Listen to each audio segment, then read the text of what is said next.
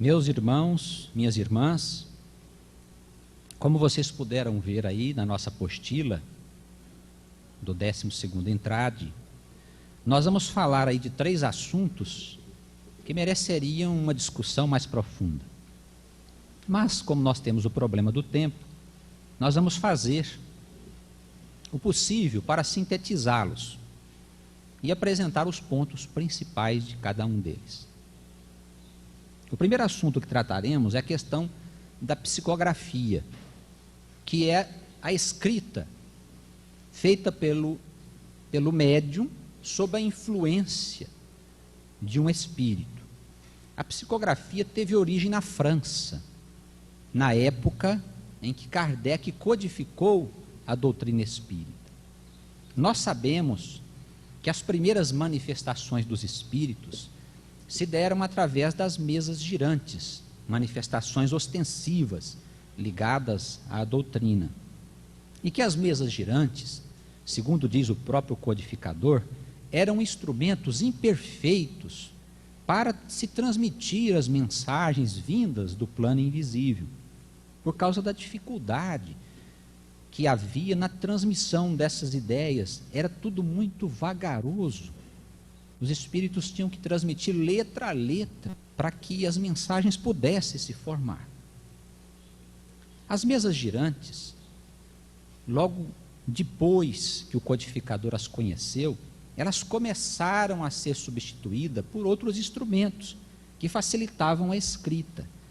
Eles tinham o nome de pranchetas, de cestas, peão, em que as pessoas colocavam a mão sobre as pranchetas com rodinhas e o lápis, que era fixado nesses instrumentos, eles faziam o seu ditado.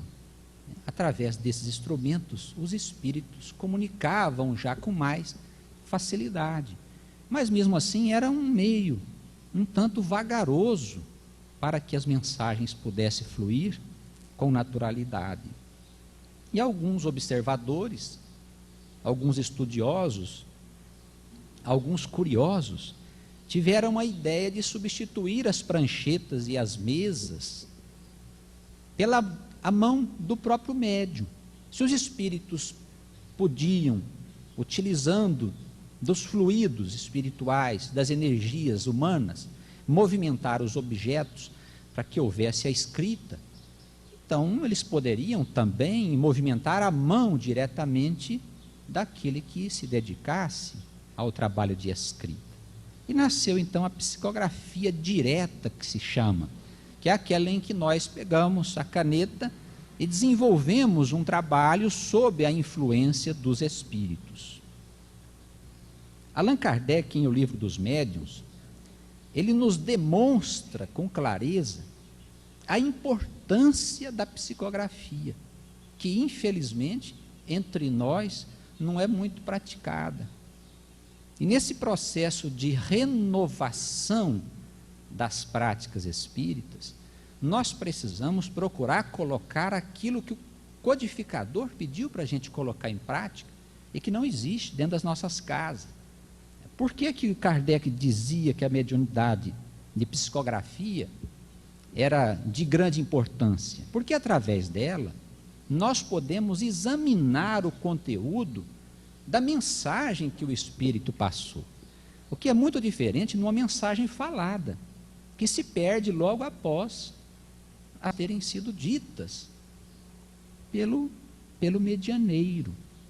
Então a psicografia é diferente, porque o Espírito desenvolve o seu ditado e nós podemos sondar a intimidade das suas palavras. Nos dias de hoje, as pessoas, boa parte das pessoas, elas aceitam tudo que vem dos espíritos, porque os espíritos dizem que são os guias, que são enviados de Jesus, e tem muita gente que aceita absurdos, ou que mantém a sua casa espírita sob a direção de entidades atrasadas, não más, mas também sem um esclarecimento maior, porque as pessoas se habituaram ao lugar comum das ideias. Qualquer coisa que os espíritos disserem, eles vão aceitando, como se fosse uma mensagem. Tem gente que até publica essas mensagens. E Kardec diz muita coisa para nós em relação à palavra dos Espíritos, que nós precisamos só publicar mensagens que realmente tenham um conteúdo filosófico e doutrinário. Existem mensagens que, se elas não existissem, não fariam falta.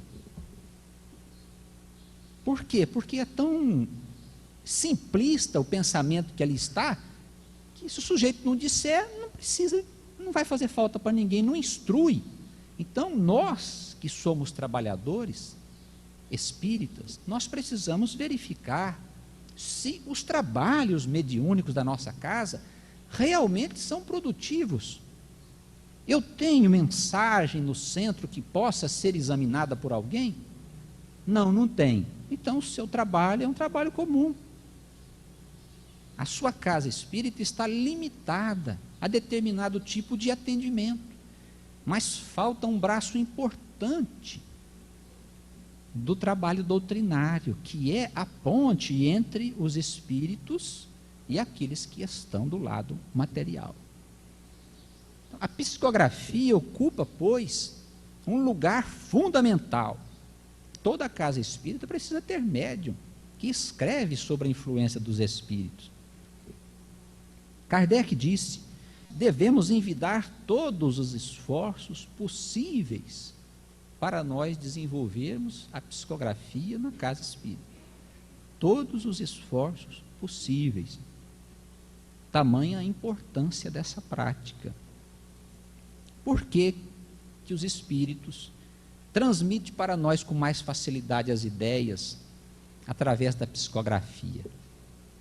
Quando nós falamos, o fluxo de pensamentos nos vem da nossa área inconsciente. Quando nós vamos escrever, nós fazemos esse processo com mais naturalidade do que o processo de falar. Veja, existem pessoas que escrevem bem, mas que não conseguem falar bem, ou por inibição, ou por uma série de fatores que o nosso irmão Alquinda vai amanhã discutir conosco.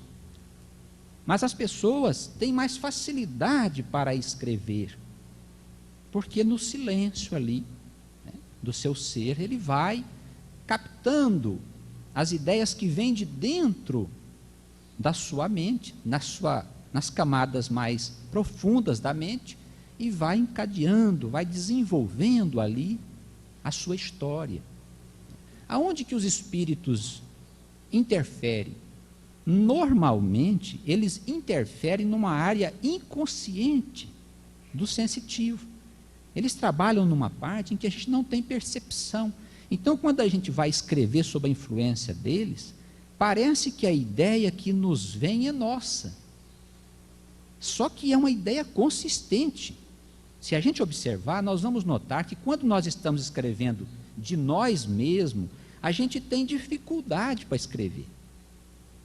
A gente chega em um lugar, pensa, não ficou bom, aí continua, acha que o parágrafo de cima está esquisito. E quando nós estamos escrevendo sobre a influência dos espíritos, não. A ideia se desenvolve com naturalidade. Mas não é comum o espírito chegar aqui do lado do médium e ficar dizendo a ele: olha, vou ditar, você vai escrever. Como se alguém estivesse ditando para nós uma história. Isso não é dessa forma. Como o processo de escrita, por influência mediúnica, é natural, pelo nosso canal mediúnico, então ele é muito mais confortável para você passar qualquer tipo de conteúdo para uma mesa, para uma casa, para um interessado, né, no trabalho que você está fazendo, para uma instrução dentro da casa espírita, para uma instrução para o movimento, enfim. Todo aquele trabalho que se pode fazer com a psicografia.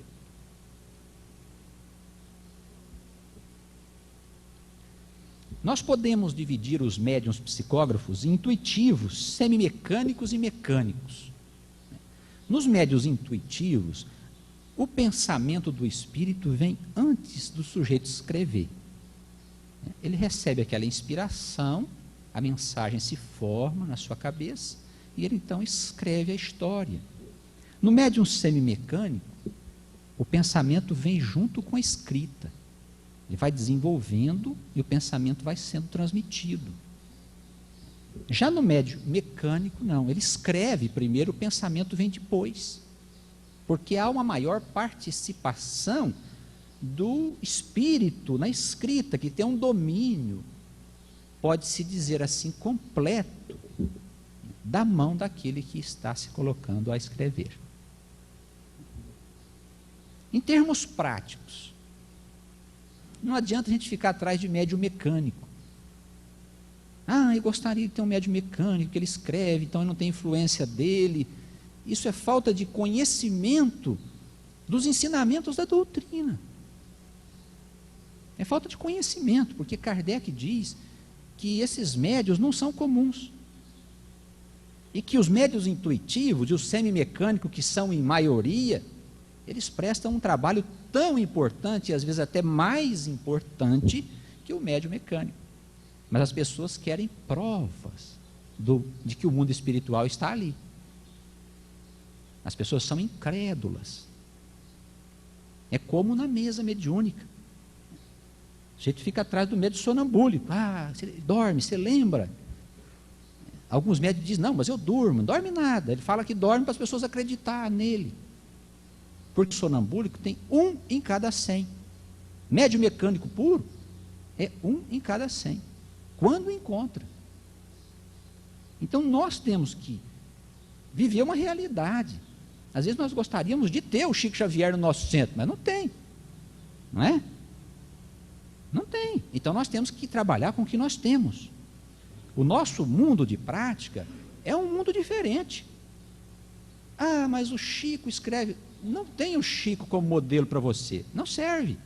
É um missionário. Entre o Chico e nós, tem uma diferença, mas olha. Então ele não serve de modelo para o seu trabalho de psicografia. Ele não serve para o seu modelo de vida. Porque o homem é de uma elevação tal, que se você for tentar ficar igual a ele, você fica desequilibrado. Ou fica parecendo, imitando ele, o que é pior ainda, né? Pior. Então nós temos que inspirar no Chico para fazer um trabalho pessoal nosso, seja na parte mediúnica ou seja nas suas qualidades morais. Então nada de comparar o trabalho da Casa Espírita com o trabalho do Chico. É muito diferente. Nós temos que desenvolver o nosso próprio trabalho. E nós podemos fazer muito. Nós temos médiums nas nossas casas que frequentemente ficam ali ao abandono porque ninguém sabe que ele tem mediunidade. Ninguém testou, ninguém se interessa por desenvolvê-lo. A Casa Espírita não tem direção, não tem quem estimula as pessoas a trabalhar. Então o centro fica naquele mesmismo que nós observamos por toda parte. Cabe, pois, então a nós que somos dirigentes, reestruturar a Casa Espírita, reorganizá-la segundo um molde objetivo, prático, racional, para que os trabalhos possam ser realmente produtivos, conforme colocava Kardec. Quem que é médium? Ninguém sabe. Todos possuem mediunidade natural, mas o mediunato não são todos que possuem. Quem é que a gente deve desenvolver na Casa Espírita? Só quem tem mediunidade ostensiva. E assim mesmo a gente tem que separar os que são obsediados dos que são realmente médiuns. Tratar primeiro da obsessão para depois saber se aquilo era uma mediunidade ou não. Esta é a conduta nossa. Mas há mediunidades ostensivas que estão adormecidas. E a gente precisa descobri-las. Então o que se faz? Convide os trabalhadores da Casa Espírita. Tem que ter uma diferença entre trabalhador e público. Os trabalhadores da Casa Espírita para frequentar a sessão prática pelo menos uma vez por mês. Pelo menos uma vez por mês. Se tiver mediunidade ostensiva em alguma, a mediunidade vai despertar lá dentro da sessão. Então o dirigente poderá dar o competente seguimento no desenvolvimento da faculdade, verificando primeiro se não se trata de uma obsessão. Sempre é importante desconfiar de espíritos. Pode desconfiar, espírito não acha ruim que desconfie deles, não. Espírito que não gosta que desconfie-se deles são espíritos maus, mentirosos. Os bons espíritos dizem, pode desconfiar de nós a hora que vocês quiserem. Então nós podemos fazê-lo conforme orienta o codificador. Leve então o sujeito para lá e faça uma experiência com ele. Se ele for um sensitivo, se ele for um médium, então dá seguimento no seu desenvolvimento. Só que não se coloca alguém para desenvolver psicografia ou psicofonia sem estudar. Há que se ter pelo menos uma noção do que se vai fazer. Estudo, não exagere no estudo. É claro que nós vamos passar a vida inteira estudando. É claro, é evidente que nós vamos estudar a vida inteira. E talvez em outras encarnações, quem sabe até para o resto da eternidade, a gente vai continuar estudando para adquirir o conhecimento que existe. Mas nós não podemos pegar um médium que às vezes já está com a mediunidade ostensiva e dizer, olha, tem um curso de 5 anos primeiro, para depois você começar a exercitar. O sujeito morre com a faculdade dele, porque aquilo vai ficar perturbando constantemente. A janela está aberta e toda hora vem espíritos ali olhar, espíritos atrasados, doentios, o sujeito vai ficar passando mal. Se não for obsessão, convém então ministrarmos as instruções básicas durante alguns meses e depois começarmos o exercício da mediunidade sob a orientação de uma pessoa séria, de um dirigente capaz. Nós temos que trabalhar para formar bons dirigentes de sessões. Que tem muito pouca gente que dirige sessão direitinho, conforme o codificador, viu? As pessoas querem ser médium, querem receber espírito, mas pouca gente quer dirigir. Nós precisamos de bons dirigentes, assim como nós precisamos de bons médios. Porque bons médios não funcionam sem bons dirigentes. E bons dirigentes também não funcionam sem médios, não tem quem dirigir. Então vamos trabalhar de uma forma séria com aquele que apresentou os sinais da mediunidade.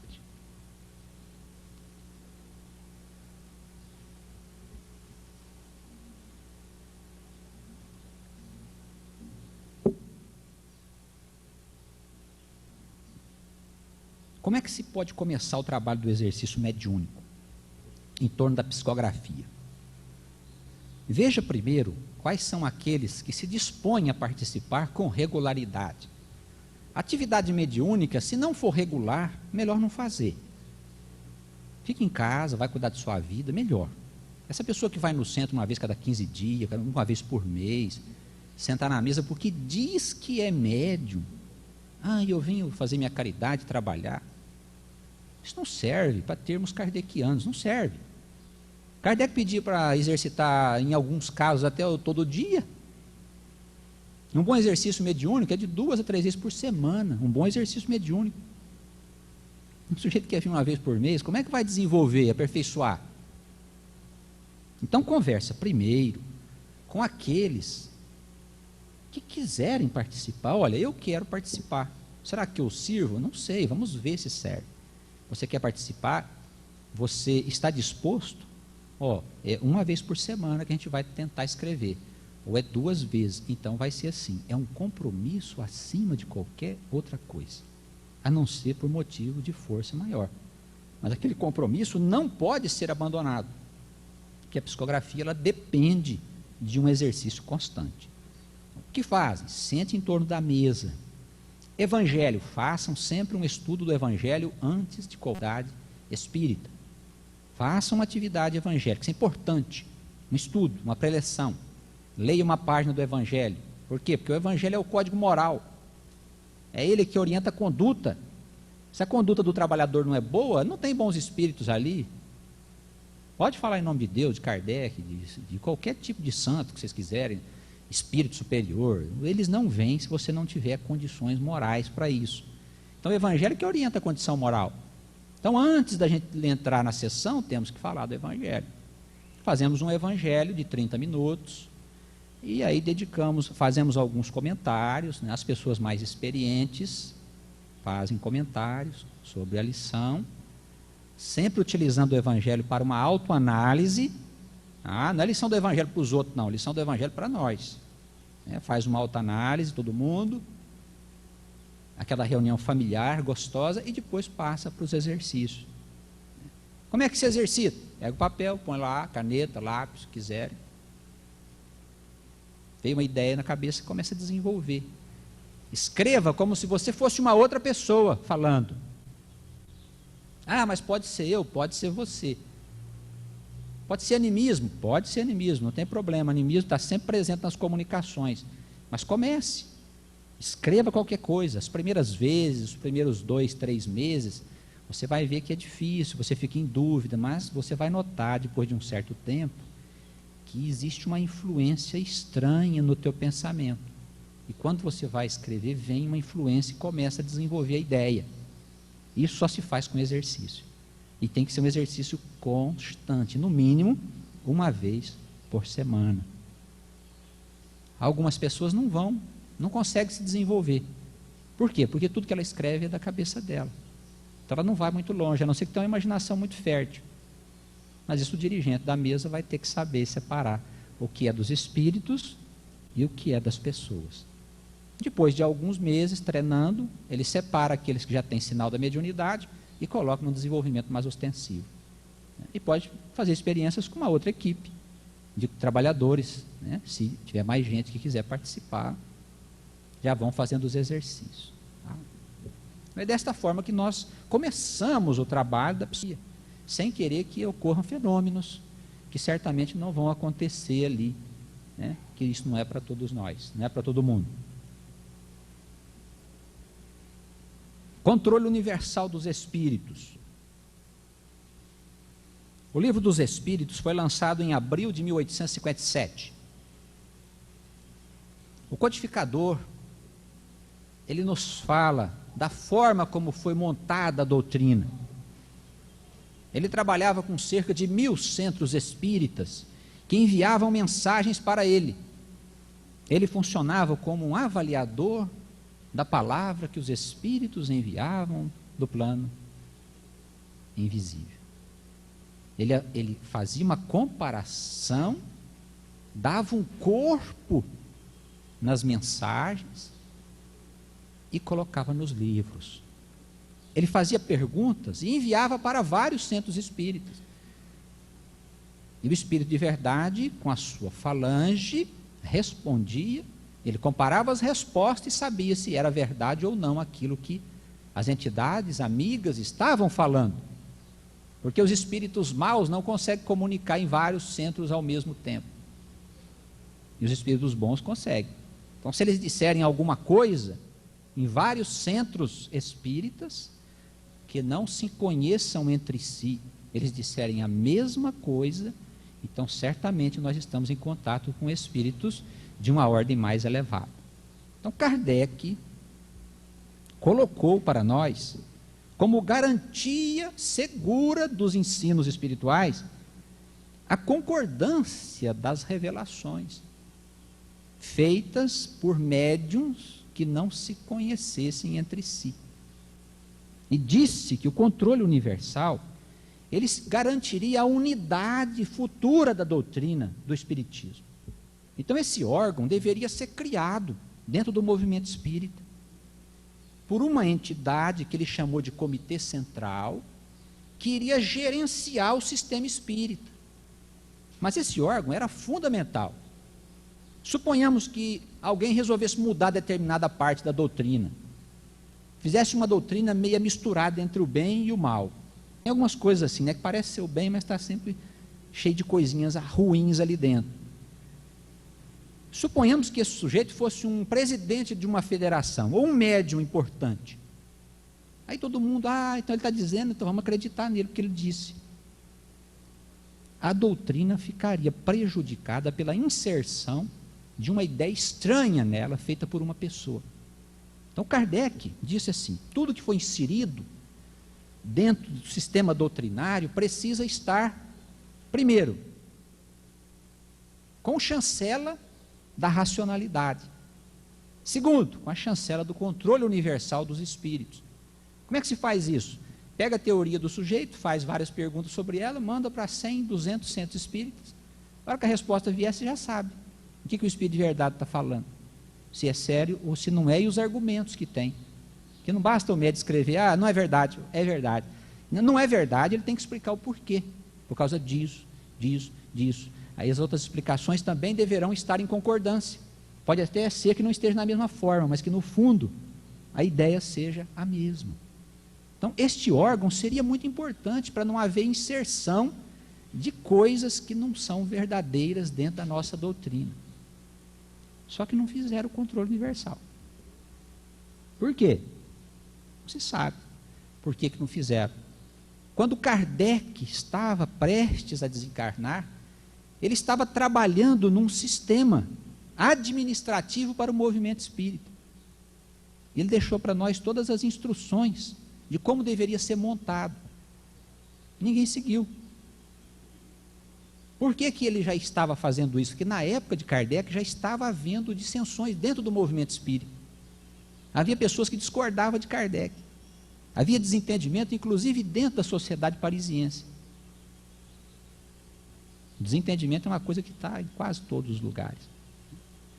Então, ele, preocupado com isso, começou a fazer normas para dizer como que nós deveríamos levar o movimento espírita em frente. Não fizeram. Por que? Não sei, precisamos perguntar para quem fundou o movimento espírita, né? Que o sistema que foi criado pela Federação Espírita Brasileira, que governa o movimento espírita no mundo, é um sistema que vem com o sistema kardecista. É um sistema que não é democrático. O presidente da Federação Espírita Brasileira é vitalício, eleito por um grupo de outros eleitos do Grupo Ismael. As federações não têm voz de ação sobre o sistema espírita. Existe uma política chamada unificação, em que todas as pessoas são colocadas sob o mesmo teto, independente das imperfeições dela, do que elas pensam, do que elas praticam, do que elas fazem. Tudo é aceito com a maior naturalidade, onde o bem se mistura com o mal, com o erro, com o engano, com as falsas ideias. Ninguém fala nada, ninguém pode falar nada. Quem fala, geralmente é dito que está com o espírito das trevas, aquelas coisas todas que disseram ao longo da história da humanidade. Então não se sabe o porquê que o sistema não foi criado, não se sabe, ninguém dá explicação, porque não existe controle universal. Em vez do movimento ficar na mão de um grupo de espíritos enviados de Deus, que gerenciaria ele, pelas casas espíritas existentes, o sistema ficou na mão de um espírito, chamado Ismael, que divulga a sua política em todo o sistema espírita. E é isso que precisa ser modificado, não precisa ser destruído, mas precisa ser modificado com uma democratização do sistema espírita. Nós que somos trabalhadores e dirigentes, temos a responsabilidade para democratizar o sistema espírita. E democratizar também a nossa casa espírita, que tem um modelo parecido com o modelo da federação. Não tem lá o sujeito que às vezes fica lá a vida inteira dentro do centro? Quando ele está trabalhando, ainda tudo bem, está ótimo, fazendo bem, deixa ele fazer. Mas e quando o sujeito é dono do centro e não faz a coisa direito? Como é que fica? E ninguém tem o direito de tirar ele de lá. Por quê? Porque a sociedade não é democrática, não é organizada, não tem sócios. É uma confusão espírita. É mesmo, tem lugar que é uma confusão espírita. Então hoje nós temos no movimento espírita cerca de 40% das sociedades que são razoavelmente organizadas, mas 60% não tem organização quase que nenhuma. Isso precisa ser modificado. Nós temos que fazer um esforço para criar o controle do nível de espíritos. Temos que fazer. Aqui no Bezerra nós temos um movimento chamado Reformas, que propõe a melhoria do movimento espírita baseado na obra de Kardec.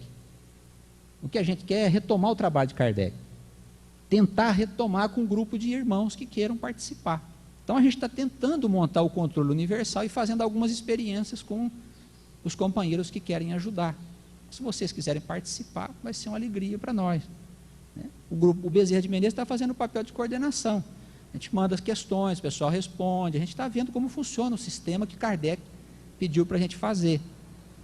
Nós não queremos assumir papel de comitê central, de forma nenhuma. Mas como não fazem, então nós vamos fazer. Qualquer outro que quiser fazer também pode. Porque as pessoas não fazem aquilo que nós precisamos fazer. Então, o controle universal, gente, ele funciona bem com a ajuda da psicografia.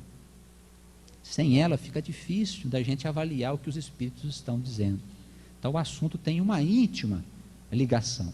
E nós precisamos trabalhar para construir esse sistema espírita moderno, conforme o codificador pediu para nós. Que os nossos companheiros mais antigos, né, que fizeram um grande trabalho por fazer o movimento ter a dimensão que ele tem, que eles também possam se sentir animados em democratizar, em melhorar, em dinamizar todo esse sistema que existe, porque deste modo faremos, sem dúvida, um grande trabalho, né? E a humanidade está precisando disso nesse tempo. Doutrinação dos espíritos.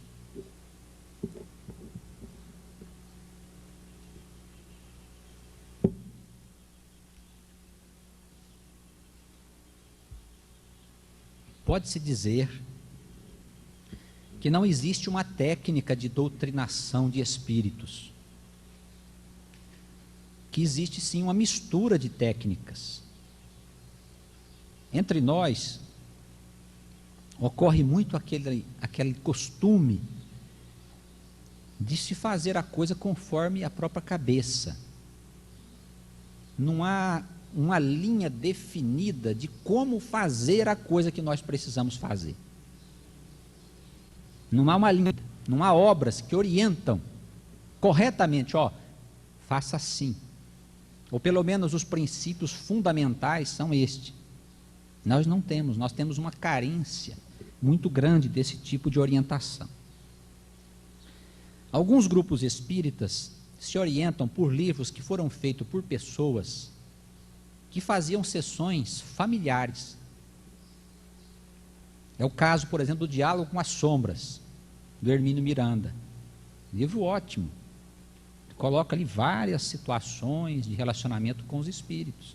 Só que é um grupo familiar. O trabalho de um grupo familiar é muito diferente do trabalho de um centro espírita. Nós podemos ler o livro, tirar coisas para aproveitar na casa espírita, mas não podemos esquecer que existe mais coisas para nós aprendermos. Tem a orientação do André Luiz, que é uma boa orientação também doutrinária, mas não podemos esquecer que não é só aquilo, há mais coisas para nós aprendermos. Nós devemos trabalhar como André Luiz ensina, como Hermínio ensina? Não, nós devemos trabalhar como Kardec ensina.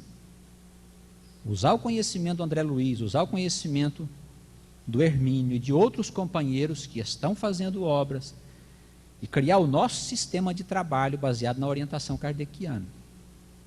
E conversar com o espírito, em resumo, é seriedade. A seriedade que você tem que ter para falar com o espírito é a seriedade kardeciana. Se você não tem o hábito de estudar Kardec, já estudou alguma vez na sua vida e hoje está mais adiantado, nas obras complementares, deixa as obras complementares um pouco, volte lá atrás, continue com Kardec mais uns anos, para você aprender como conversa com os espíritos. O método é Kardec que oferece. O resto são acessórios que nós colocamos na metodologia. É rica a obra da codificação e instruções no sentido de diálogo com os espíritos. O nosso trabalho está funcionando bem, então não preciso de mudar a nossa técnica de diálogo. Você tem prova que está funcionando bem? Eu quero provas, se você não tem, não serve. Se você está falando que está funcionando bem, é só a sua opinião, mas não serve para nós examinarmos se realmente está funcionando bem. Qual é o modo de você saber? Pega um grupo de perturbados, 3 perturbados, pronto. Fala, nós vamos cuidar desses perturbados durante 60 dias. Vamos fazer as evocações dentro da nossa sessão e vamos doutrinar os espíritos. 2 deles têm que melhorar ou sarar, pelo menos em 30 e 60 dias, não precisa mais que isso. Obsessão é uma doença que você trata que nem trata uma enfermidade. O sujeito tem que passar a vida inteira obsediado, é a prova dele, carrega o obsessor pela vida fora. Isso tudo é conversa. Obsessão se trata igual tratava Kardec. Pega o obsediado, trata dele para ele sarar. Não é tratar do obsediado para ele continuar doente. Oh, meu irmão, você vai ter que ficar assim a vida inteira. Imagina, você vai desesperado, angustiado no centro. Chega lá para o sujeito te ajudar, ele fala, você tem que ficar assim a vida inteira. É claro que o sujeito sai dali e vai embora atrás de um terreiro, em qualquer outro lugar. Ele quer se livrar da obsessão. Então nós temos que dizer, nós vamos ajudá-lo. Vamos ajudá-lo. Então façamos um teste para sabermos se a nossa casa espírita tem um método de doutrinação eficaz. Se ninguém sarar, meu filho, pode trocar o método. Mas põe no papel. Papel, resultado. É 60% a 70% de melhoria, 50% a 70%, dependendo da casa. Melhoria e cura. É fácil de saber se está funcionando ou não. Se não está funcionando, muda. Não tenha vergonha de mudar. A gente tem mania de achar desculpa pelo método errado que usa. Ah, mas eu uso assim porque... Aí inventa uma história para justificar o seu erro. Larga a mão disso. Muda. Provou para mim que estou errado? Vamos mudar logo, meu filho. Vamos pôr outra coisa aqui já. Não sei quem está do lado de lá me assistindo. Como é que eu posso ter certeza que são espíritos elevados? Tem que ter cuidado. Pode ter alguns espíritos mentirosos me assistindo. Eu só posso conhecer os bons espíritos pelo trabalho que eles fazem, pelo resultado do trabalho que eles fazem na casa espírita, pela transformação moral que eles exercem sobre as pessoas, pela influência salutar que a sociedade exerce sobre aqueles que a procuram. Se a vida das pessoas são modificadas, se as pessoas se sentem renovadas, com um novo espírito, com ânimo, com alegria, depois que chegaram à casa espírita, então o espírito de verdade está presente. Mas se eles continuam doentes, reclamando, se eles continuam com seus problemas pessoais, meu amigo, alguma coisa está errada com a tua casa espírita, não é com o paciente. Você precisa mudar a sua maneira de tratar os pacientes. Existem pacientes problemáticos, mas é uma faixa pequena, de 20% a 30% de pessoas que você não consegue ajudar por uma circunstância que a envolve, um atraso evolutivo, uma obsessão complicada, que às vezes vai se arrastar por outras encarnações, mas é uma faixa pequena. A maioria das pessoas você pode ajudar.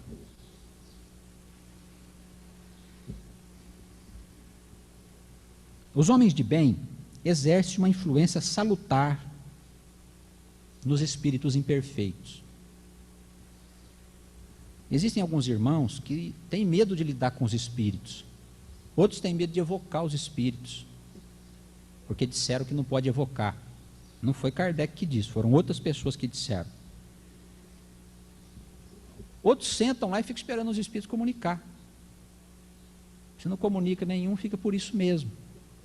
Ah, eles não querem. Nossa, está assim de espírito querendo comunicar, cheinho.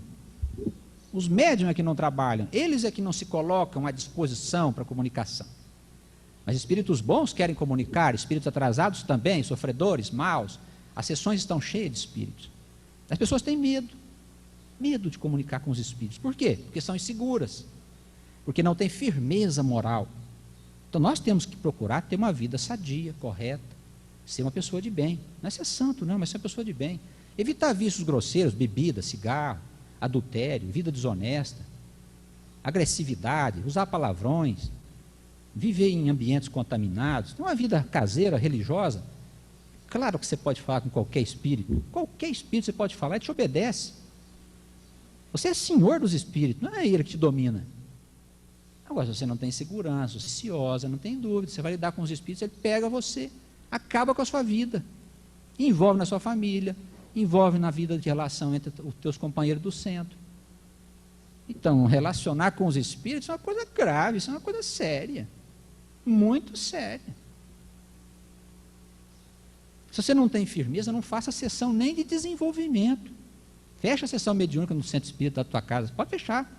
Se você não tem firmeza para trabalhar com os espíritos, vida moral sadia, pode fechar, não faz falta. Ao contrário, faz mal. Sessão mediúnica desregulada, feita por pessoas despreparadas, é um foco de contaminação no centro espírita. É um poço onde só se tira coisas negativas. Então fecha. Deixa quieto até ter condições para fazer esse trabalho. Então, os homens de bem não precisam ter medo dos espíritos. Pode conversar com eles com naturalidade, como se estivesse falando com pessoas. Não fala com os espíritos como se estivesse falando com deuses. E nem como se estivesse falando com uma pessoa familiar, a não ser que ela seja. Às vezes a gente vai falar com um espírito mau, começa a tratar ele como se fosse da família dele. Eles adoram, fica lá dentro do centro a vida inteira, envolvendo, enrolando a pessoa. Quem que fala isso? Eu? Não, Kardec fala. Espírito mau não dá trela para ele, não. Não fica querendo, meu irmãozinho, vem cá, senta aqui, vamos conversar, você é bonzinho. O espírito mau adora isso, porque ele fica seu familiar. Você traça um caminho vibratório com ele, e ele fica por ali, passeando ali, e toda vez está na tua sessão comunicando. Uma hora falando uma história, outra hora contando outra, outra hora contando outra. Então, o espírito mau, a conversa é séria. O senhor quer, o que o senhor quer em nossa casa? Eu vim aqui porque vocês estão fazendo um trabalho, estão prejudicando não sei quem, tal. Nós estamos ajudando. Se o senhor quiser conhecer os ensinamentos do Cristo, nós o temos. O senhor quer conhecer? Não, não gosto, não me interessa, tal. Então, nós vamos fazer uma prece, o senhor se retira. Bom, o senhor não vai mais envolver essa pessoa na sua faixa mental, o senhor deixa de envolvê-la. Está perturbando. Por que o senhor está perturbando? Se é uma desobsessão, qual é o motivo? Porque ele fez uma vingança, quis me matar, quis isso outra encarnação, agora eu quero fazer o mal para ele. Olha, Jesus diz que nós não devemos pagar o mal com o mal, que nós precisamos aprender a perdoar. Não sabe por acaso por que os outros fazem mal? Porque as pessoas não conhecem o bem. O senhor não quer melhorar, não quer conhecer o Evangelho? Não, não quer, detesto o Evangelho, não gosto de vocês, então vai com Deus. Faz uma prece, pede o recolhimento do Espírito. Não adianta conversar, está coração duro. Deixa vir em outra sessão. Então nós tentamos amolecer o seu coração com instruções inteligentes. E aí uma variedade de casos, evidentemente. Você vai lidar com um espírito mau, a conversa é de um jeito, um suicida é do outro, um sofredor é do outro. Todo tipo de espírito merece um tipo de linguagem. O que nós precisamos evitar? Aí na apostila tem vários conselhos, que vocês depois vão estudar com naturalidade. Nós não devemos estudar a violência na palavra, devemos evitar a violência na palavra, o azedume, entrar em discussão com o espírito. O espírito vem ali fazer uma discussão com a gente. Não devemos discutir com ele. Eu vim aqui para discutir com você, o que tu queres? Pergunta o que o espírito quer. Você vê que a conversa fiada, manda embora. Ele não vai aproveitar nada na sessão. Mas é faltar com a caridade? Não é faltar com a caridade. Faz o que o Kardec manda, que está aqui no livro. E ele lá explica os motivos. Que é espírito atrasado, que não adianta você conversar com ele 2, 3 horas, que é perder tempo. Só vai tomar o tempo da sessão. Há outros irmãos mais necessitados que precisam comunicar, que realmente têm condições de ser atendido, enquanto o tempo está sendo tomado com um brincalhão. Um espírito leviano que às vezes está ali só para atrapalhar o seu trabalho. Então, o dirigente da mesa precisa saber discernir até que ponto ele vai permitir que um espírito fique falando. Há casos em que nós estamos fazendo uma investigação, então o diálogo é mais amplo, mas nas sessões de investigação, não na desenvolvimento mediúnico, não na desobsessão, em que os diálogos são mais limitados.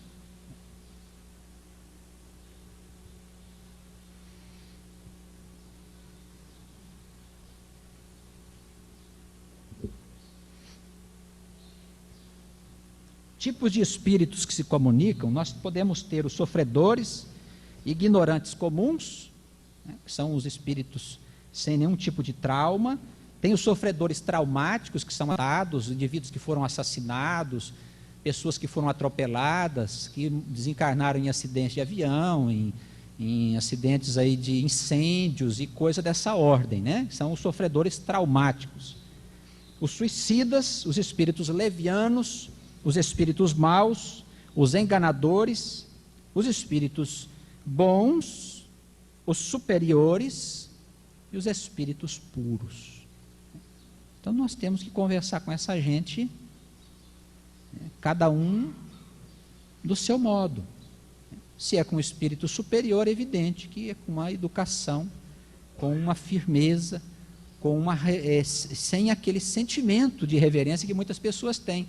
Não precisa chamar o espírito de excelência, de doutor, inesquecível irmão, aquela coisa toda. Não é preciso colocar esses adjetivos em torno do espírito.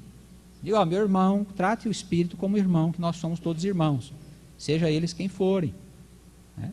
Conversa com o irmão, o que o irmão tem a nos dizer, aí ele explica. Se você ficar em dúvida, irmão, pode esclarecer para mim o ponto assim, assim, assim, que eu não entendi bem? Aí ele esclarece para você com a maior boa vontade.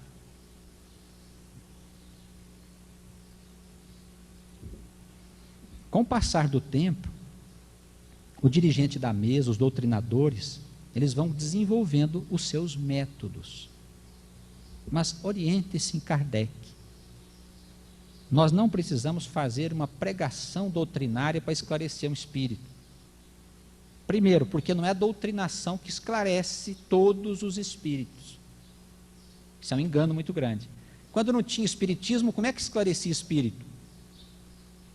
Ficava tudo nas trevas? Não, existe um processo natural de doutrinação no plano invisível. Então, na mesa mediúnica, nós usamos a mesa só para as emergências, para os casos mais graves, em que se o espírito fosse ficar por lá, ia demorar muitos anos para ele voltar ao normal. A mesa mediúnica ajuda. Ele está numa faixa baixa de vibração mental, ele não percebe o que se passa em volta dele. Quando encosta um espírito no médium, aproxima, liga ele ao médium, ele toma aquele choque vibratório no seu perispírito, na sua estrutura psíquica. Então ele percebe que está à volta dele os habituais. Aí o amigo diz, não, vamos sair disso daí, meu filho. Chegue para cá, você precisa entender algumas coisas.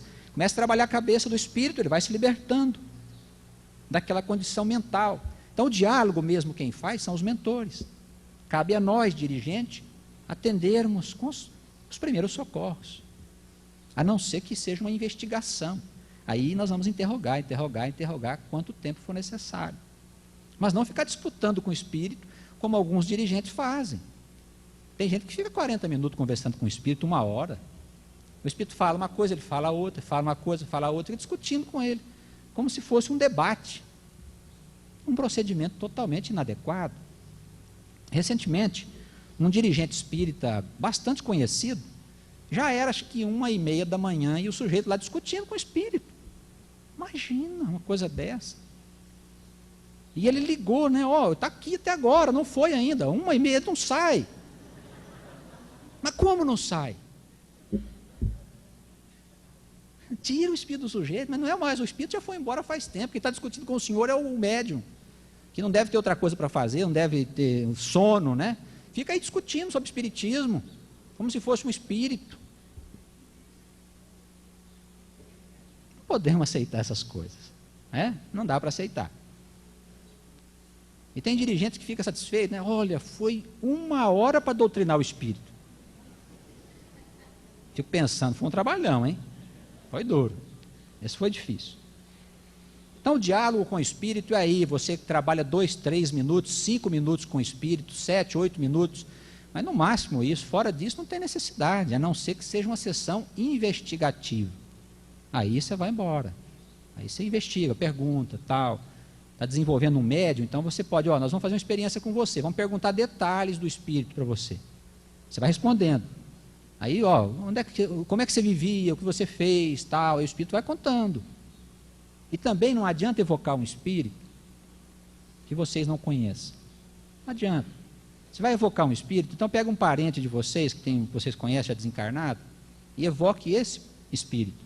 Porque você tem condição de saber se o que está ali é realmente teu parente ou não. Se você ficar conversando com um espírito imaginário ou qualquer um, já imaginou o que vai acontecer? Entra ali e fica contando história. Então, evoca um parente seu. Pode evocar, não tem perigo não. Viu? Isso é uma prática comum, normal, não tem perigo nenhum evocar os espíritos. Chama os espíritos lá, conversa com ele, normalmente. Depois ele vai embora. Esses médiums que ficam aí 1 hora tomado, aí é gente que está despreparada, não tem educação mediúnica ainda, precisa de educação da mediunidade. Está precisando de se preparar. Então falta instrução, viu? Minha gente, é só... Fizemos o possível para falar de todos os temas nesse tempo. Vamos passar agora às questões respondidas no microfone. Vocês poderão participar. Meu nome é Mauro Tipe, eu sou do Centro de Estudos Allan Kardec, São Paulo. A respeito eu faço parte da direção de estudos do centro. E eu gostaria que você falasse um pouco mais, quando você falou do treinamento prático do médium, principalmente da psicografia. Uma grande dificuldade que eu acho que a gente tem é o balanceamento da parte prática com a parte teórica. Eu concordo com você quando você fala, não podemos deixar alguém estudar 5 anos para praticar a mediunidade, mas nós também não podemos deixar alguém ler um artigo e começar a praticar a mediunidade. Então, como é que vocês gerem esse balanceamento aqui? E qual o tempo que você acha que seria interessante para que essa pessoa não perdesse a motivação, no entanto, não fizesse bobagem? É isso. A questão é importante, porque a gente precisa ter um tempo, né? Agora, esse tempo, ele varia um pouco em função do conhecimento do pessoal responsável. E o pessoal mais experiente sabe quando está lidando com um médium problemático. Ele convive com ele alguns 2, 3 meses, ele já percebe se o médium vai dar problema ou não. Porque isso é uma segurança que é preciso ter. Ele percebe, por exemplo, se o médium é bastante interessado no estudo, se ele se desenvolve com facilidade ou se ele tem dificuldades. Então, o tempo varia um pouco em função do preparo do pessoal que administra as sessões práticas e os estudos. Mas nós precisamos aí de ter um contato com a doutrina de pelo menos 6 meses, em termos de conhecimento da mediunidade, para o sujeito poder fazer um mínimo, vamos dizer assim, pelo menos iniciar o seu exercício, né, na mesa, em várias áreas, não só na parte teórica, como também na parte... O médium precisa saber se conduzir, existem normas para se conduzir, igual o médium que escreve fora de hora, né? A gente pega um papel e sai escrevendo, mas o espírito está aqui, isso está errado, mas ele está aqui agora escrevendo, não precisa, o espírito bom gosta de escrever na hora adequada, porque são ocupados, ou o sujeito que dá passividade a espíritos fora do horário. Nós estamos fazendo o evangelho, conversando, aí o sujeito fica lá tomado do espírito, né? Dá passividade. Mas por que acontecer? Não consigo controlar. Então, o médium ainda despreparado. Então, a gente tem que conversar muito com o médium. A gente tem que ter um combinado, né? Olha, quando nós estivermos fazendo o evangelho, se você estiver passando mal a ponto de não suportar, você avisa a direção da mesa. Olha, eu não estou aguentando. O que foi que está sentindo? Estou com vontade de chorar, uma coisa esquisita, sentindo agressividade. Então, nós pegamos dois companheiros, damos um passe, pedimos aos amigos espirituais para afastar aquele espírito da pessoa. Isso acontece às vezes. Nós podemos, às vezes, estar acompanhados de um espírito muito atrasado, por alguma razão. Nós que trabalhamos com obsessão, no centro espírita, às vezes a gente fica acompanhado de algum espírito dessa ordem. E durante o processo de explanação do evangelho, é comum o espírito se tornar agressivo ali, ele está ali em volta e está irritado com aquilo. E vai comunicar na nossa mediunidade. Então ele fica refletindo aquilo em nós, já está havendo uma ligação. E a gente fica angustiado, né? Está saindo do evangelho ali, a gente está inquieto, aquela coisa estranha que não é nossa. E se a gente não conseguir suportar, pede a um companheiro. Pede ao dirigente da mesa, eu não estou muito bem, dá um passe aqui em mim, porque eu estou sentindo uma coisa estranha. Aí o dirigente vê se é preciso ou não e dá o passe. Então, há que ter um combinado, comunicações simultâneas. Não é certo o sujeito estar lá dando passividade e o outro ficar também, dar passividade, ficar tomado de um espírito. Alguns utilizam um argumento, mas tem que atender bastante espírito, então nós vamos comunicar um mundo de gente ao mesmo tempo. Falta de conhecimento, porque não precisa comunicar espírito para doutrinar. É um engano. Se o senhor faz uma sessão e comunica 5 entidades, foram doutrinadas 200 entidades. Porque se o senhor atende um suicida, as palavras que o senhor dirige a ele servem a todos os suicidas que estão ali. Então não tem necessidade de todos os suicidas comunicar. Senão teria que falar imensa, né? Milhares de espíritos. Aí vinha um por um. Na outra sessão, outro. Não tem necessidade, é falta de conhecimento. Então a gente combina. Quando tiver uma pessoa recebendo o espírito, só aquela pessoa. Simultâneo, só psicografia. Várias pessoas podem escrever ao mesmo tempo. Mas muita gente falando e instruindo ao mesmo tempo é uma falta de senso. Então o dirigente deve ter um combinado com os trabalhadores da mesa, né? Deve ter as regras bem claras. Kardec falava, faça regras claras, para que não tenha dúvida. Então é deste modo, viu? Uns 6 meses no contato com os estudos, pode começar as primeiras experiências. E sempre com aquela ressalva, é uma experiência. Não fale para o sujeito que ele vai desenvolver. Já estraga ele aí. Porque se não der certo, se eu tenho que tirar ele da sessão, ganhou um inimigo. Então fala assim, uma experiência, se não der certo, você vai trabalhar em outra área da casa. O dirigente já tem que ter essa conduta. Sempre experiência. Aí o senhor tenta, se vê daí 2 meses que ele não está muito bom, está ficando esquisito, ou que ele não serve para o trabalho, o senhor chama ele e diz, nós vamos te afastar uns tempos, viu? Até ver se você melhora na parte de conhecimento. Aí nós fazemos uma outra experiência. E se não der, aí afasta definitivamente. Tá? Eu poderia complementar? É que é muito importante realmente essa análise que o moço fez ali, que um estudo teórico desse não vá 4, 5 anos, mas também nem tanto ao mar, nem tanto à terra também. O grupo espírita aqui, em Bezerra, desenvolveu um cursinho simples, mas objetivo. Em 8 aulas, né, Kate? Em 8 aulas, exatamente para dar elementos básicos para que aquela pessoa, pelo menos, sinta e saiba o que é a doutrina e o que ele vai fazer. Né? Então, são 8 semanas, né? Que dura 2 meses, 3 meses, para se ter uma ideia se ele já está bem ou não, como é que fica. E daí ele é encaminhado aos outros cursos subsequentes. Exato, encaminhado aos outros. Lá, Rubens. Temos mais um companheiro nosso ali.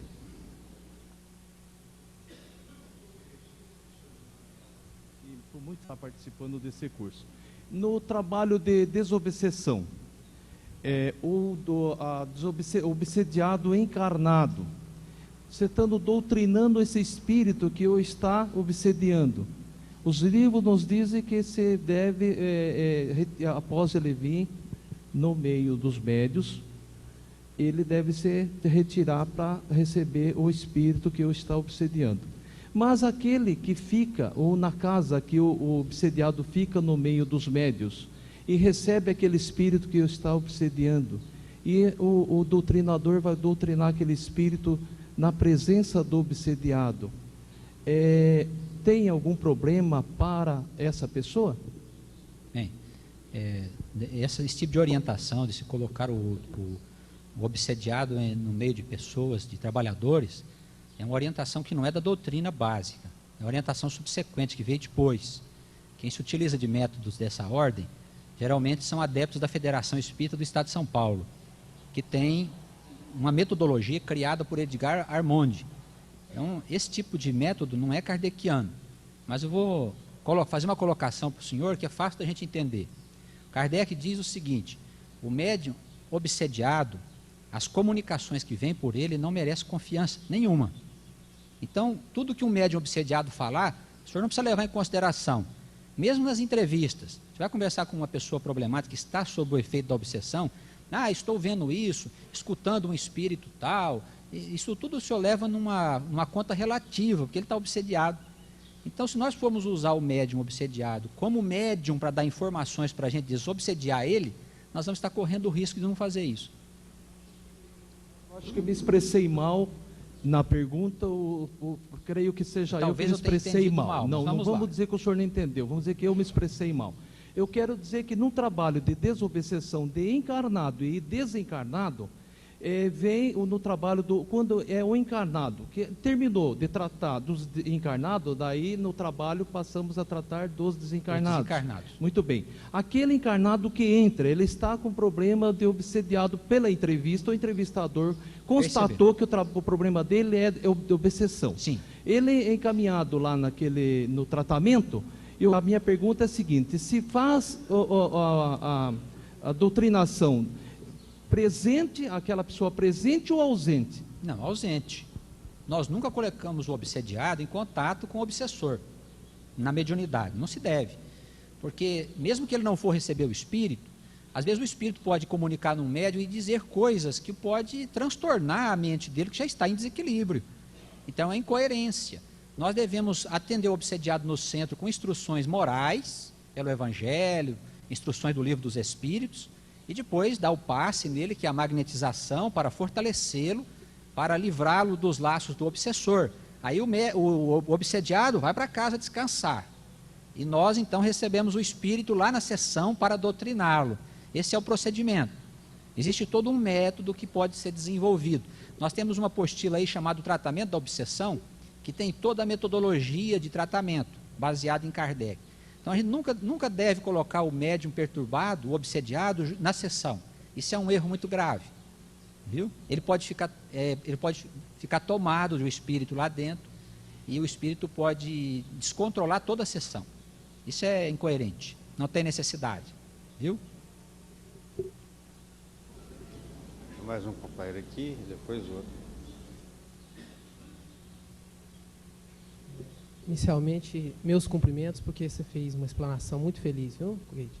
Eu venho do grupo espírita sem nome, porque nós somos dissidentes, então está em fase de estruturação, lá de Jacuí, sul de Minas. Keide, no movimento se espalhou uma síndrome de coitadinho. Ah, mas quem somos nós para fazer isso? Quem somos nós para fazer aquilo? Como se para ser espírita e trabalhar, principalmente no movimento como da unificação, fosse necessário ser santo, ou estar livre de todos os problemas. E até essa síndrome de coitadinho vem revestida de muito orgulho, né? E por isso é uma desculpa para não se trabalhar, tanto no controle universal como em outras áreas. Mas quem sou eu? Né?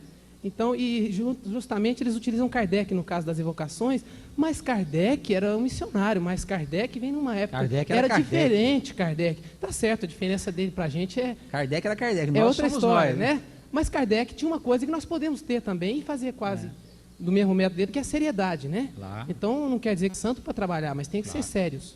Claro. Eu queria que você falasse sobre isso a respeito dessas evocações, do controle universal e da dinâmica e do trabalho que deve ser feito. Sem desculpa de coitadinho, de humildade, né? Olha, essa síndrome de coitadinho é terrível mesmo, né? E é uma forma das pessoas justificar a sua incapacidade de fazer a coisa como precisa. Desde a época de Jesus, as pessoas diziam assim, mas ele cura porque ele é Jesus. E ele disse assim, mas vocês podem fazer o que eu faço e vão fazer muito mais, porque eu não vim para isso. E o jeito fica lá, mas eu não posso, porque ele era Jesus. E o outro doente lá. E às vezes a misericórdia divina ali, né? Vamos, meu filho, põe a mão lá. E ele, mas eu sou muito pequeno. Fica a vida inteira falando que é pequeno. E os bons espíritos de lá falam assim, você é muito pequeno mesmo. Entendeu? Porque é um incapaz. Então essa história de pequenez, sabe? De falsa humildade. Mas você precisa falar mansinho. Não tem necessidade. O que vale é o sentimento. É o que está ali naquela faixa. O sentimento é que vale. Para quando você fala com o espírito, quando você fala com as pessoas. Porque cada um tem a sua forma de exprimir. Eu não posso imitar o Divaldo, por exemplo, a falar. Não posso imitá-lo. Eu tenho que ter a minha personalidade. Eu posso melhorar a minha maneira de falar. O Alkindor veio aí para isso. Mas não posso imitá-lo, não posso falar como ele, não posso falar como o Chico. Eu tenho que ter a minha personalidade. Então as pessoas, às vezes, elas caem nesse manto de falsa humildade para justificar a sua incapacidade de produzir. Nós podemos fazer tudo aquilo que os mestres fizeram. Cada um produz a sua capacidade, um a 20, um a 30, um a 40 por um, outro a 60, outro a 100. Ele fazia 100, mas a gente pode fazer aí uns 30, uns 40. Agora não vou sentar e dizer que eu sou incapaz. Essa história de evocações, mas o Kardec era o codificador, isso é conversa. Conversa de quem nunca fez. Então, como não pode dizer que sempre estiveram enganados, eles arrumam uma justificativa. Todas as pessoas que foram contra os trabalhos que nós fizemos sobre a evocação, elas só tentaram justificar a prática que elas nunca realizaram, porque não conhecem a doutrina. Eles foram nas obras complementares, achando que nas obras acessórias, achando que essas obras realmente tinham mais valor que a obra do codificador. Estão enganados, entendeu?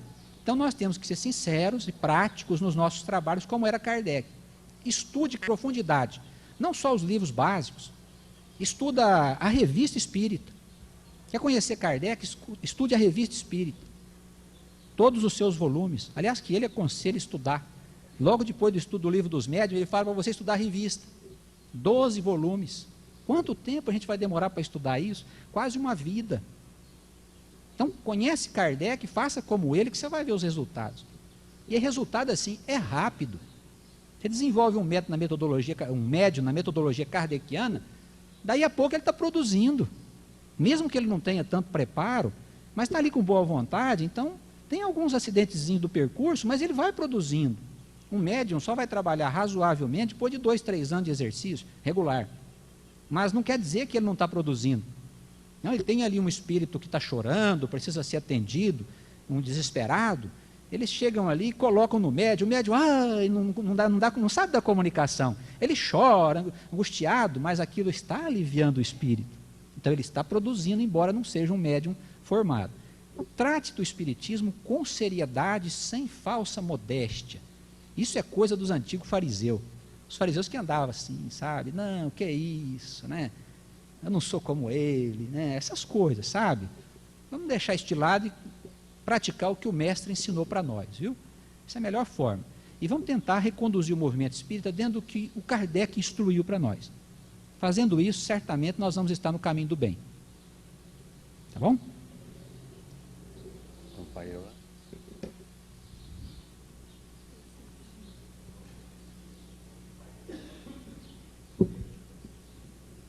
E desta outra fila também, e da outra, se manifestam, né? Vocês vão levantando a mão, a gente saber que vocês querem falar. A gente saber que querem falar. Meu nome é Luiz, Centro Espírita Astral Superior, Rio Claro, Estado de São Paulo. Você abordou a mediunidade de Francisco Cândido Xavier. Abordou também as obras ditas subsidiárias. E, desenvolvendo o tema da psicografia, e nós fazendo uma análise de estudo, a obra de Francisco Cândido Xavier e as obras ditas subsidiárias, nós vemos que a maioria das psicografias são recadinhos do além. E nós temos esse mesmo problema nas sessões mediúnicas de desenvolvimento de psicografia. Como você gerencia isso daí? Porque nós não estamos aí para isso. Esse é o condicionamento que nós herdamos desse espiritismo brasileiro, né, criado no Brasil. Em vez das pessoas ficarem dando recadinho, procura desenvolver um trabalho de ordem filosófica. Sabe esses trabalhos que tem no Evangelho, que tem nas outras obras, na Revista Espírita, em que fala de moral, né? O médium tem que fazer um esforço para fazer um trabalho mais profundo, senão fica dando recadinho. Olha, nós estamos aqui vibrando para você viver bem aí, viu? Para que isso? Que tipo de coisa isso vai edificar? Então, esse trabalho é de interesse de 2 pessoas, 3. Né? Então, nós temos que fazer um trabalho de interesse geral. Quando vai fazer uma tentativa na psicografia, tenta fazer um trabalho bom. Pode não ficar bom, mas tenta. Não fica no lugar comum disso que disseram por aí, que é espiritismo. Tá? E as pessoas têm mais capacidade do que imaginam. Elas precisam desenvolver a sua potencialidade. Agora, essa política que ele disse aí, que estraga, eu sou muito pequenininho, pronto, não faz mais nada.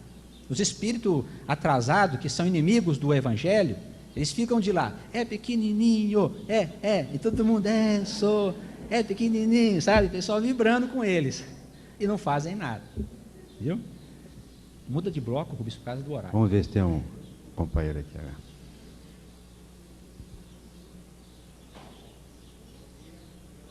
Eu sou do Centro Espírita Emmanuel de São Bernardo do Campo. Beleza. Você falou da regularidade, né, nas sessões espíritas de psicografia, que a gente tem que pelo menos uma vez por semana. Pelo menos. Então, lá no centro onde eu pertenço, estou no desenvolvimento também, né? Chega na época de julho, existe uma parada para as férias lá. As férias. E também nas férias de dezembro. De dezembro até fevereiro, mais ou menos, começa em março, né? Eu gostaria de saber se esse período de inatividade ele acarreta em algum empecilho para o nosso desenvolvimento.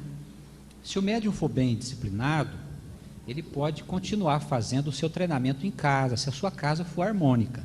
Né? Tem residência que é harmônica, o médium fica lá no seu cantinho, faz seu trabalho toda semana de treinamento. Se a casa for desarmônica, família perturbada, convém não fazer o exercício.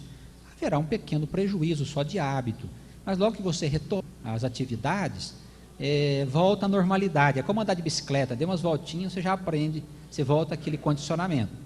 E as férias não podem ser excessivas, né? No caso, aí parece que de dezembro a fevereiro são muitos dias. A gente deve procurar ter pelo menos 30 dias de descanso na sociedade por ano, para a gente poder dar uma paradinha, viajar com a família e tal. E nunca fechar o centro, fica uma equipe, vai uma viajar, depois a outra assume e o pessoal vai tranquilo, sabendo que o trabalho continua se desenvolvendo, viu? Mas evita férias muito longas, porque a gente não precisa tanto de descanso assim também, né? Trabalhar é muito bom. Nesse bloco tem mais alguém aqui? Temos uma companheiro aqui, ó. Isso. Moacir Ribeiro de Souza, Unai, Minas Gerais. Ô Coelho, sobre a psicografia, então, nós, trabalhador, conhecemos de um lado, mas o público, né, de outro lado.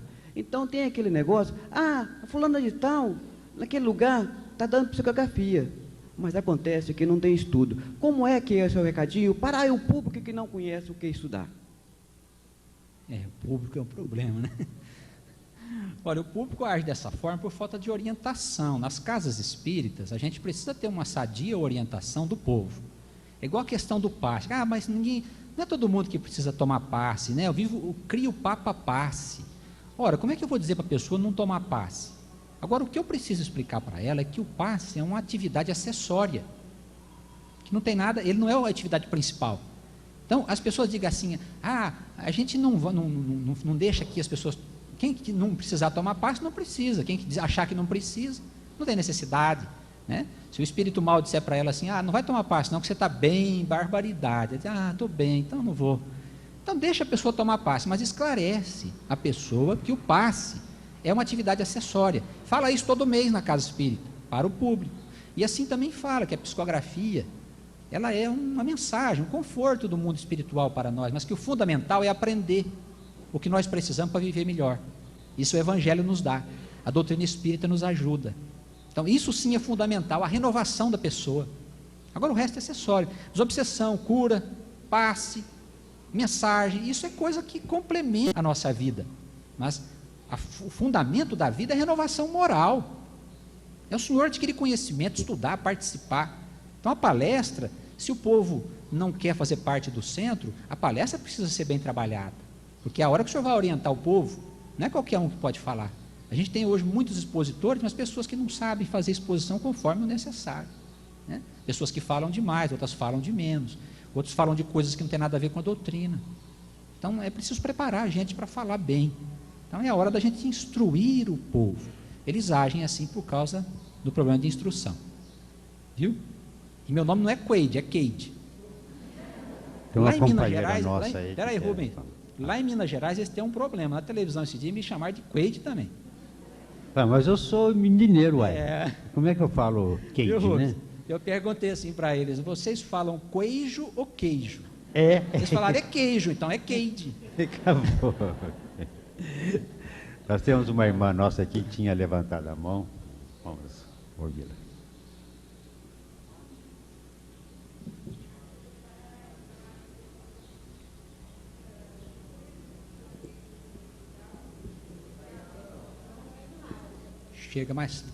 Chega mais próximo do microfone.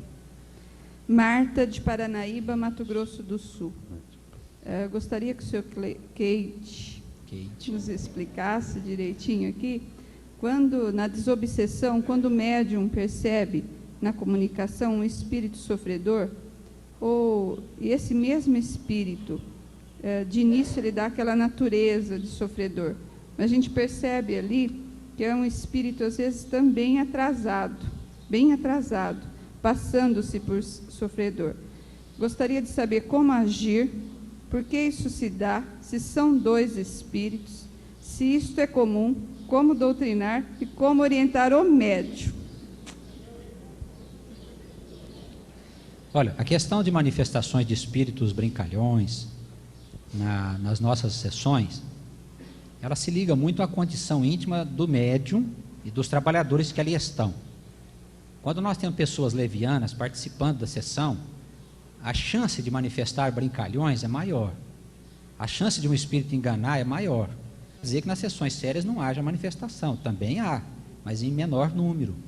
Então, se está havendo muita manifestação dessa ordem, convém a gente dar uma examinada no que está se passando. Parar, conversar com todo mundo, ver direitinho como é que está o procedimento lá fora, né, para saber se não está tendo interferências. Agora, desconfiança de espíritos, não dê muita atenção a espíritos enganadores. Se você percebe que ele está enganando ou se está em dúvida, você ministra uma instrução que sirva de uma forma geral. O espírito já começa a chorar. Aí suponhamos que eu estou dirigindo, eu percebo que parece que é um espírito mau, eu senti uma vibração, mas não tenho certeza, será que essa vibração que estou sentindo é certa? Entendeu? Não sei. Então o que eu faço? Eu pego e ministro uma instrução que sirva para o sofredor ou para um embrulhão. Então eu digo a ele: meu irmão, você está precisando do Evangelho do Cristo. Entendeu? Se for um sofredor, tá. Se for um embrulhão, tá também. Então, meu amigo, eu vou fazer uma prece junto com os companheiros aqui para você poder ser beneficiado com a nossa vibração, com as nossas orações. E acabou, não dou trela para ele. Entende? Se for um sofredor ali apoiado, se for um enganador, também recebe as vibrações da mesa. Sempre quando houver essa desconfiança, convém não ficar conversando muito com ele, não. Porque aí, se for um enganador, ele pode aumentar o diálogo com você ou pode aumentar a sua dúvida. E quando o dirigente tem muita dúvida do que está fazendo na mesa, aí é terrível, viu? O dirigente tem que ter firmeza, certeza, em saber trabalhar com essas dificuldades que surgem na prática mediúnica. Tá bom? E não se sabe se pode ser um espírito ou dois, não se sabe. Não se comunica dois espíritos de uma vez, mas pode ser um mesmo espírito se fazendo passar por duas criaturas. Mas na dúvida é melhor você não se envolver tanto. Não se deve se deixar cair na teia dos espíritos inferiores. Viu? Trata eles à distância. A melhor forma da gente não se envolver vibratoriamente com eles. Tá? Senão você vai para casa pensando: será que é? Será que não é? E ele está ligadão em você, né? É sim, estou aqui, vai entrando na gente com a sua influência, viu? Rubens? Tem mais alguém? Tem mais um companheiro nessa fila. Bom dia, meu nome é Marcelo e eu sou do Centro Espírita Emmanuel de Aramina. Keide, eu tenho uma pergunta a você e eu vou dirigir ela da seguinte forma.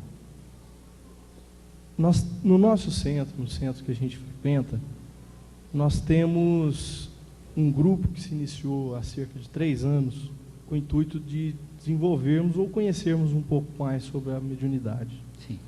Esse grupo foi crescendo, e nós chegamos a um número de 60 pessoas frequentando esse grupo para estudos. Certo. Chegou um certo momento em que nós vimos a necessidade de descobrirmos as nossas mediunidades e convidamos uma médium um pouco mais, digamos, experiente para nos auxiliar nessa parte. Certo.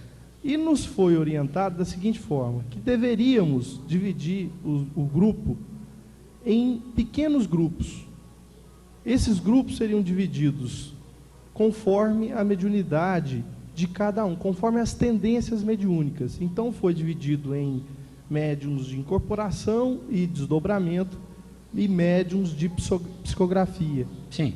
E um terceiro grupo que não manifestou nenhuma mediunidade foi separado para que, se futuramente surgisse alguma coisa, viesse a formar um grupo X. Sim. Bom, que conselho você daria para nós hoje, que estamos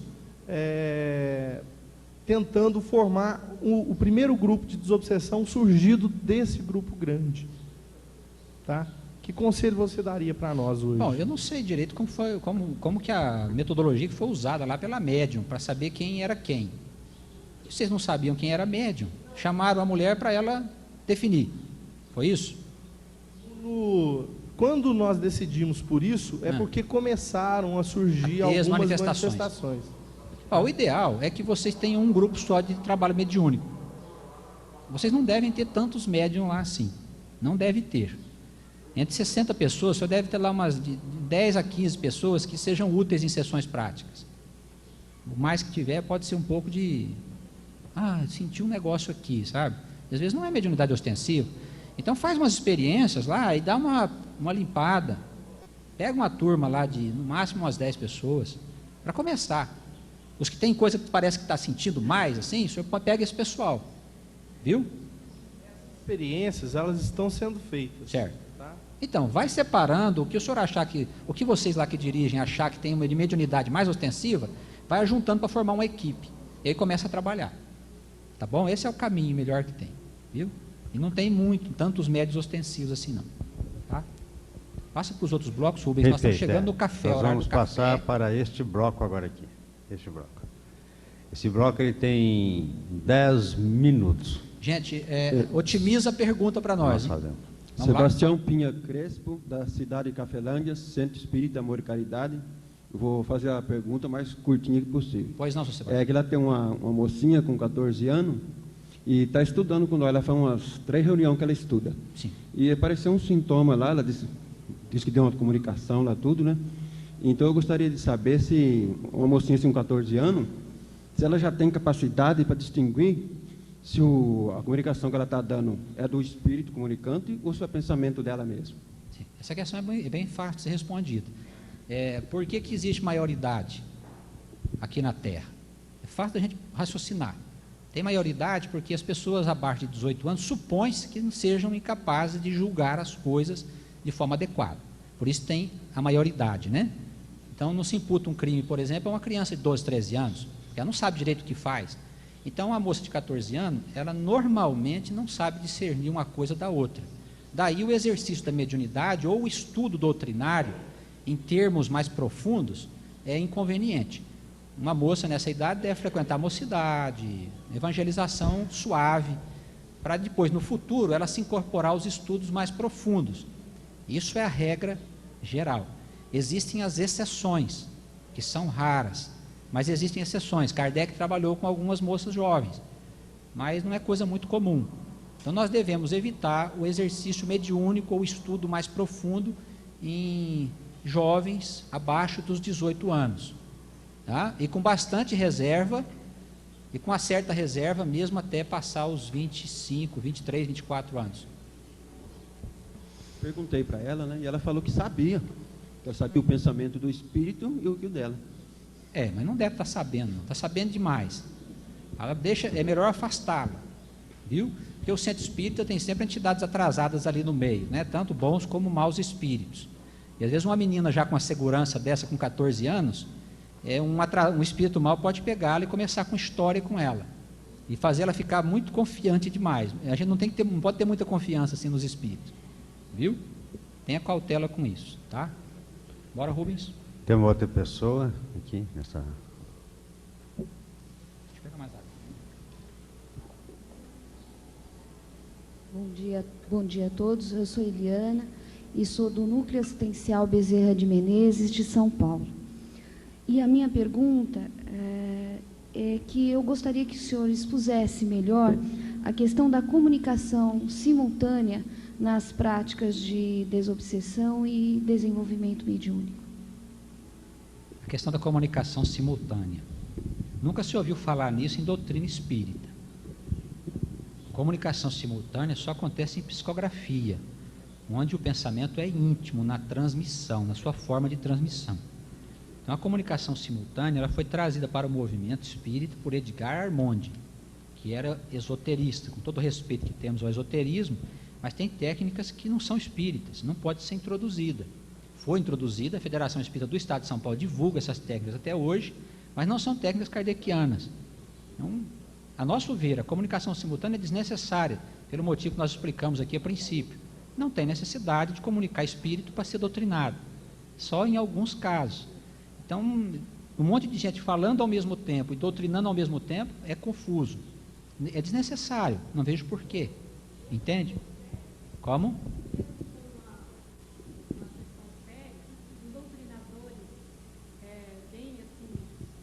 Sim, mas para quê? Eu pergunto por que isso. Qual é a necessidade? Mas nós não estamos dizendo aqui que é desnecessária a comunicação para haver doutrinação, não precisa comunicar. Porque quando não tinha espiritismo, como é que ficavam os espíritos? Ficava no escuro? Não ficava, eles são doutrinados no espaço. Não tem necessidade de comunicar espírito. A necessidade só se prende a alguns casos em que os espíritos são mais perturbados, desesperados. Você apressa o processo de conscientização deles. Mas, de um modo geral, quando você atende um suicida, a instrução vai para todos os suicidas que estão ali. E eles se beneficiam igualmente ao que comunicou. Então, não tem necessidade disso. Nós nunca vimos falar isso na literatura kardeciana. Não existe isso. Foram coisas criadas. E, a meu ver, parafraseando Paulo, isso é uma desordem no culto, em que muitas pessoas falam ao mesmo tempo e elas não sabem o que elas estão falando entre si. É como fazer várias pessoas falar ao mesmo tempo. Em termos vibratórios, a senhora imaginou o que acontece no mundo astral? Porque uma sessão é um campo energético. uma sessão mediúnica. Então, a menina está dando passividade, nós todos estamos aqui concentrados, prestando atenção no que se passa lá. Então, a vibração está no mesmo sentido, envolvendo o comunicante e controlando a manifestação ali na mesa, para que não haja uma invasão de espíritos desordeiros, tem esse detalhe. Quando nós estamos falando várias coisas diferentes, o que acontece no mundo astral? Existe uma variação de vibração energética, evidentemente. E a corrente, se é que nós podemos chamar assim, é quebrada. Isso facilita a penetração de espíritos desordeiros, uma série de coisas. Então, a nosso ver, e eu nunca vi nada em Kardec, isso é desnecessário. Como é que eu provo que isso é desnecessário? Pelo trabalho que nós fazemos aqui. Aqui nós temos um público de 400, 500 pessoas. Em média, 70, 80 pessoas em tratamento.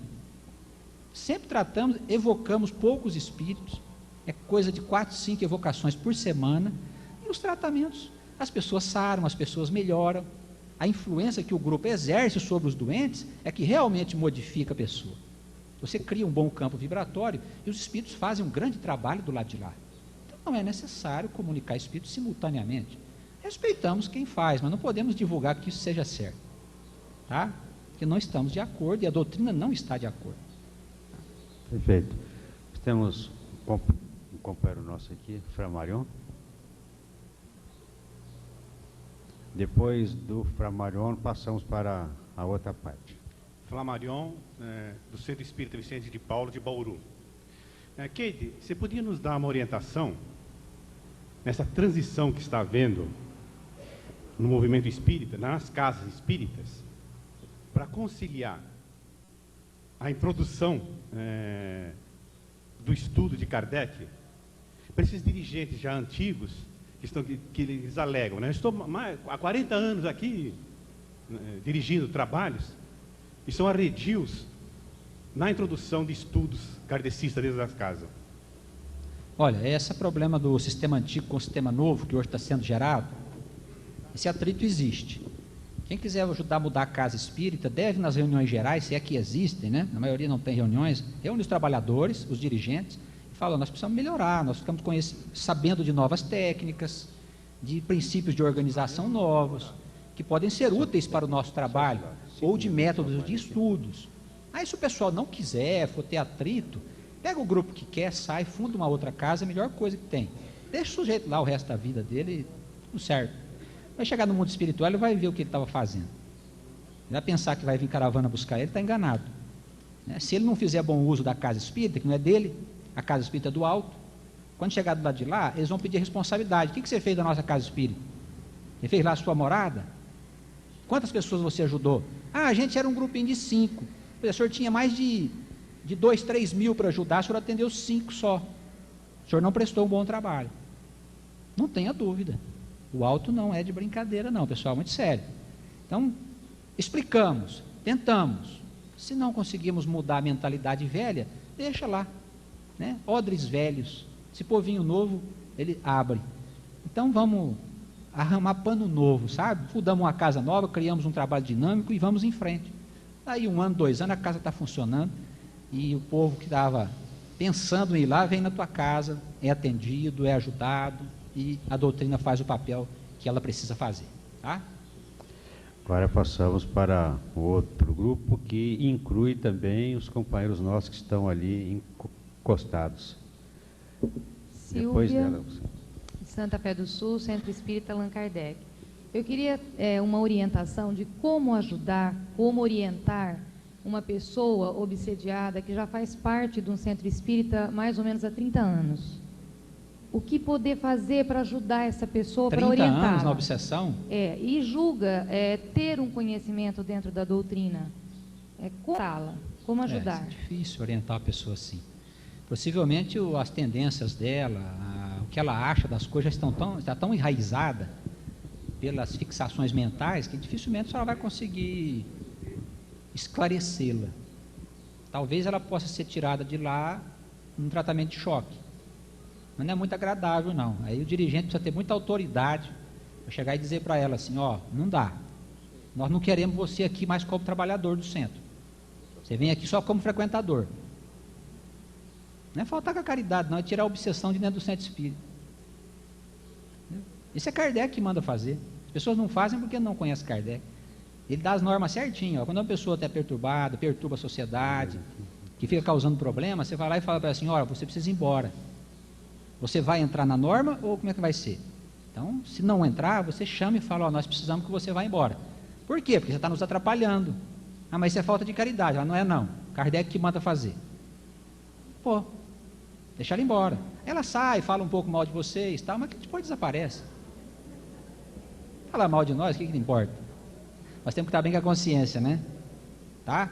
Se puder ajudar, ajude. Se é um motivo de perturbação, você não conseguir, elimina. E, se for presidente do centro, é difícil. Perfeito. Agora nós vamos passar a palavra para o nosso irmão aqui, que tinha solicitado há mais tempo. Adércio da Silva, do Centro de Estudos Espírita Allan Kardec, São Paulo. Keide, falou da influenciação solutar, né?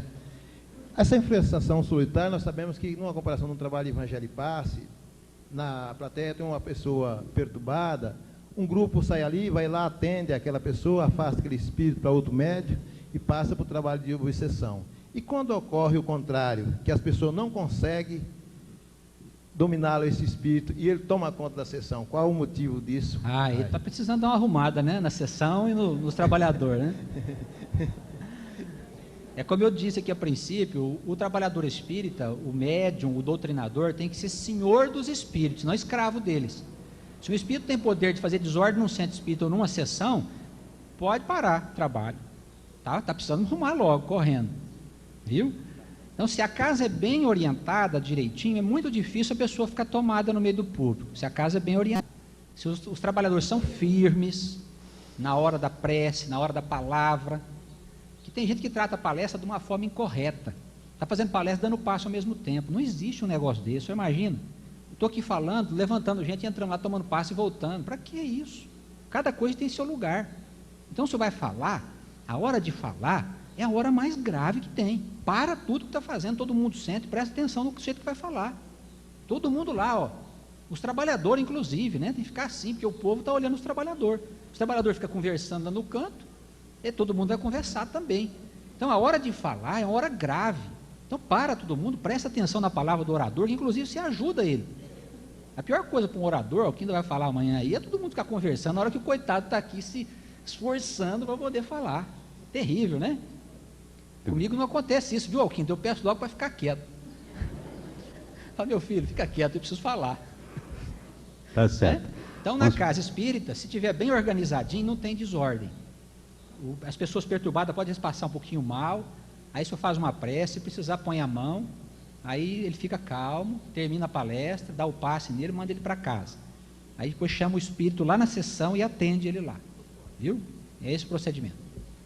Perfeito. Agora nós temos um companheiro aqui que pediu a palavra e depois vamos ter mais duas pessoas só. Vai dar uma só, porque nós estamos no horário do café, né? Viu? Exato. Eu tenho duas. A primeira, foi se falado muito de desenvolver a psicografia. Nós entendemos que a psicografia é mais para mensagens consoladoras e orientadoras. No atual momento que nós estamos passando, não seria mais conveniente o desenvolvimento da psicofonia para o caso da orientação, doutrinação de tantos espíritos que estão no mundo espiritual com sofrimento? A segunda. Primeira só. Deixa eu responder a primeira. A questão é a mesma que eu disse à irmã.